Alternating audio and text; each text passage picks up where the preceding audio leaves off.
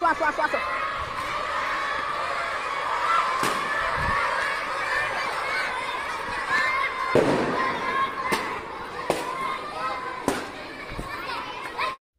আলাইকুম প্রিয় দর্শক, কেমন আছেন?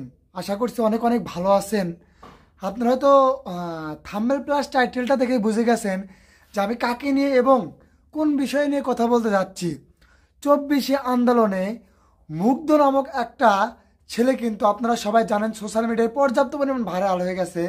যেই ছেলেটাকে যে গুলি লাগছে সেটা কি আসলে পুলিশ করছে নাকি ছাত্রলীগের নেতা করছে?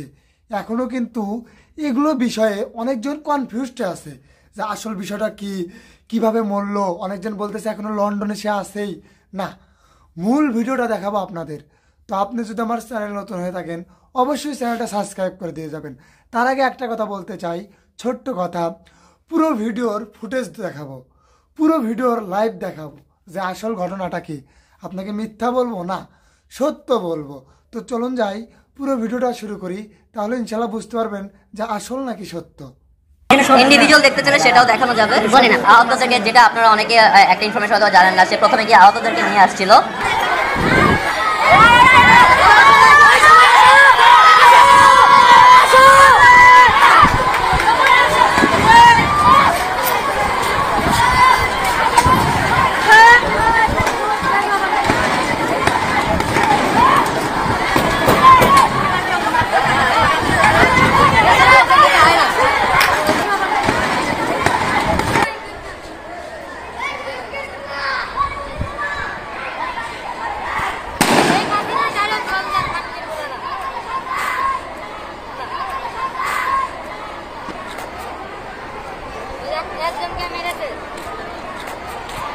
ধরে নিয়ে গেছে একজনকে।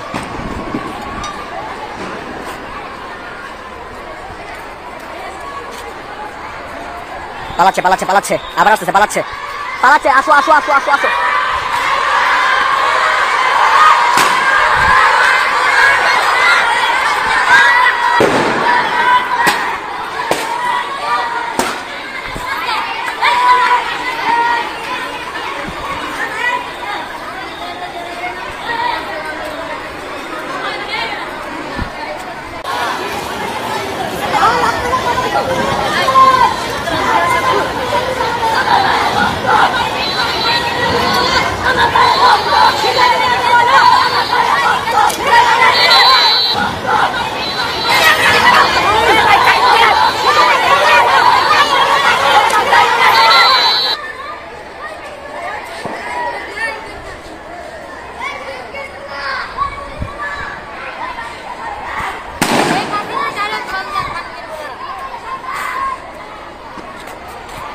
ধরে নিয়ে গেছে একজন। দেখেন দেখেন দেখেন কি অবস্থা, দেখেন সাউন্ড গানের গুলি। ভাই গুলি এই পাশ থেকে করছে, ওই যে মস্ত এইবারে পানি কাউন্ট হচ্ছে, সবারে সবারে পানি কাউন্ট হচ্ছে। আল্লাহ মস্ত বাইরে বাইরে গেছে, এই যে মস্ত, এই যে আল্লাহ পানি কাউন্ট হচ্ছে। এই মাসে আল্লাহ, যেখানে এই ফুটেজ কালেক্ট করা আমাদের দায়িত্ব ছিল না, প্রশাসনেরই ছিল, কিন্তু তারপরেও আমরা নিজেদের ব্যক্তি উদ্যোগে করেছি। কিন্তু এখন আমরা তো এটুকু আশা করতে পারি যে ফরেন্সিকের মাধ্যমে তারা এই চেহারাগুলো ক্লিয়ার করে একজন একজন করে নিয়ে এসে এর ন্যায় বিচার পাওয়াটা আমাদের মুখ্য উদ্দেশ্য, শুধুমাত্র ন্যায় বিচার পাওয়া। আর এর সাথে আমরা আরও কিছু কথা বলতে চাই। আপনারা যদি চান আমি ভিডিওটা এখন প্লে করতে পারি, অরিজিনাল ভিডিও আপনারা দেখতে পারেন এবং আমি বর্ণনা করতে পারি। ঠিক আছে, এখন অভিযোগের বিষয়ে আসি। আমরা অভিযোগ করেছি বেসিক্যালি তার পুরো ঘটনাটা দিয়ে, যে আমরা তার হত্যাকাণ্ডের জন্য অভিযোগ দায়ের করে যাচ্ছি। ট্রাইব্যুনালে চিফ প্রসিকিউটর তাজুল ইসলাম সাহেবের সাথে আমাদের কথা হয়েছেন এবং তিনিও সে ব্যাপারে একেবারে সম্মত হয়েছেন যে আমরা এখন কোনো নাম আমরা দেইনি, আমরা কোনো নাম না দিয়ে আমরা অভিযোগ দায়ের করে গিয়েছি। তারা সেটি নিয়ে তদন্ত করবে এবং তদন্ত সাপেক্ষে প্রমাণাদি সহ যে নামগুলো আসবে প্রকৃতভাবে যে আসলে করেছে একজন একজন করে ক্রনোলজিক্যাল অর্ডারে, যে তাকে কে লিথাল উইপন বা জীবনঘাতী প্রাণনাশী অস্ত্র ব্যবহার করার অনুমতি দিয়েছে, এভাবে আসলে একজন একজন করে আসা উচিত এবং তার প্রমাণ সহ আসা উচিত। যে কারণে আমরা কোনো নাম বাদে শুধুমাত্র অভিযোগ দায়ের করে গিয়েছি এবং আমরা আশা রাখি এই সরকার এবং এই ট্রাইব্যুনাল আমাদের সেই আশা পূরণ করতে সক্ষম হবে। প্রথম প্রশ্নের উত্তর দেই। আপনি যেটা বলছেন যে সুপিরিয়র প্রাইম মিনিস্টারের কাছে যায়, সেটা আমরা আসলে সবাই জানি। এখানের বিভিন্ন হত্যাকাণ্ডের সাথে তিনি জড়িত, এটা আমরা আসলে সবাই জানি। কিন্তু তথ্য প্রমাণের কারণে তো আসলে সেই পর্যন্ত কি যাওয়া সম্ভব হয়? আমার মনে হয় না সম্ভব হয়, কারণ বিচার প্রক্রিয়াতে আপনার এভিডেন্সেস, প্রমাণাদি হচ্ছে সবচেয়ে বেশি ইম্পর্টেন্ট। তো সেই এভিডেন্স তো আমার লাগবে। আমি যদি সেই এভিডেন্স ছাড়া আমরা যদি সে জায়গাতে যাই, আমার মনে হয় না এই বিচার প্রক্রিয়া তখন আরও বাধাগ্রস্ত হবে। যারা আছেন তারা অনেকেই এই বিভিন্ন দলের সাথে জড়িত, তো আমরা চাই না যে বিচার প্রক্রিয়া বাধাগ্রস্ত হোক, যাতে আমরা ন্যায় বিচার পাই, সেজন্য আমরা এইভাবে চেয়েছি। আর আপনার দ্বিতীয় প্রশ্ন ছিল 18 জুলাইয়ের কথা।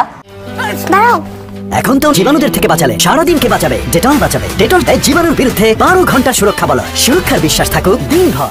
18 জুলাইতে মুগ্ধ ইন্তেকাল করার পরপরই তাকে হসপিটালে নিয়ে যাওয়া হয়। জাস্ট 10 কদম দূরে ছিল হসপিটাল, এবং ডাক্তার তাকে স্পট ডেড ঘোষণা করেন।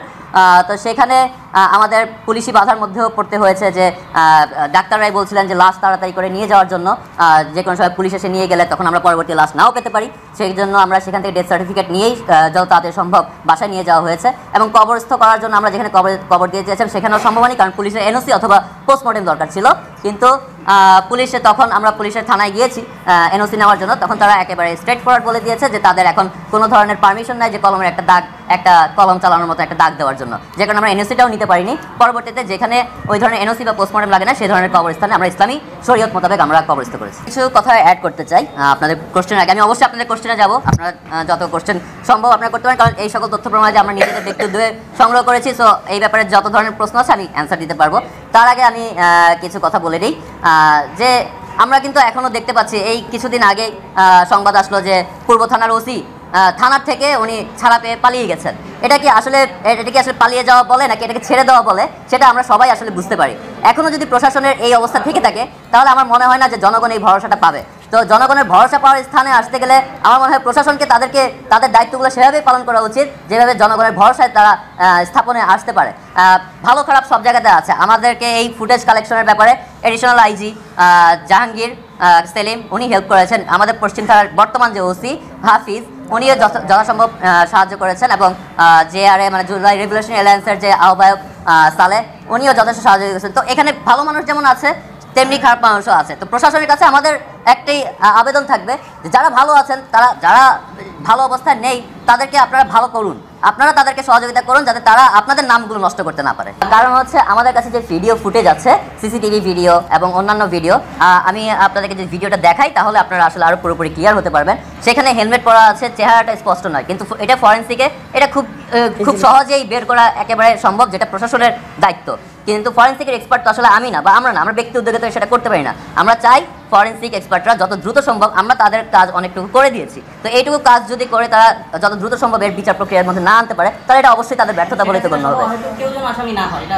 আমরা সেটা বলিনি যে সেখানে শেখ হাসিনা দায়ী হলে শেখ হাসিনার বিরুদ্ধে যে এভিডেন্স আছে, ওই এভিডেন্স সহ উনি আইনের আওতায় আসুক, আমরা সেটা চাই। আর সহযোগিতা বলতে সঠিকভাবে আসলে এগুচ্ছে না, সেটা সত্যি কথা। এখনো পর্যন্ত দৃশ্যমান আমরা কোনো কিছু দেখতে পাচ্ছি না, এটা আমরা সবাই জানি। তো এটা যে দৃশ্যমান হয়, সেটা হচ্ছে আমাদের মুখ্য উদ্দেশ্য। আর আরেকটি প্রশ্ন করেছেন যে আগের পুলিশ এবং বর্তমান পুলিশের। আগের পুলিশের মধ্যে আসলে যেটা ছিল, তাদের মধ্যে পুরোপুরি ক্ষমতাটা তাদের হস্তগত হয়ে গিয়েছিল, সেখানে কারোর কিছু বলার সুযোগ ছিল না। কিন্তু এখনকার পুলিশ আবার অতিরিক্ত নরম হয়ে গেছে, যেখানে আসলে অন্যায়কারীও সেখানে অন্যায় করা শুরু করে দিয়েছে। তো এটা একটা মানে প্রত্যক্ষভাবে দেখা যাচ্ছে, সেটাও অবশ্যই হওয়া উচিত। আমরা জানি যে পুলিশ তারা নিজেরাও এটা নিয়ে আসলে খুবই দোদুল্যমান পরিস্থিতিতে আছেন, কিন্তু সেটাই আমাদের উদ্দেশ্য। যারা ভালো আছেন, যারা খারাপ করতেছেন, তাদেরকে খারাপ করতে না দিয়ে আপনাদের নিজেদের নামটাকে নিজেরা সুনাম অর্জন করে মানুষের বন্ধু হিসেবে প্রকৃতভাবে জনগণের। আশা করছি পুরো ভিডিওটা দেখছেন এবং বুঝছেন যে হ্যাঁ আসল ঘটনাটা কি এবং কি ঘটেছে। বাট আপনি যদি আমার চ্যানেলে নতুন হয়ে থাকেন, অবশ্যই চ্যানেলটা সাবস্ক্রাইব করে দিয়ে যাবেন। সবাইকে ধন্যবাদ।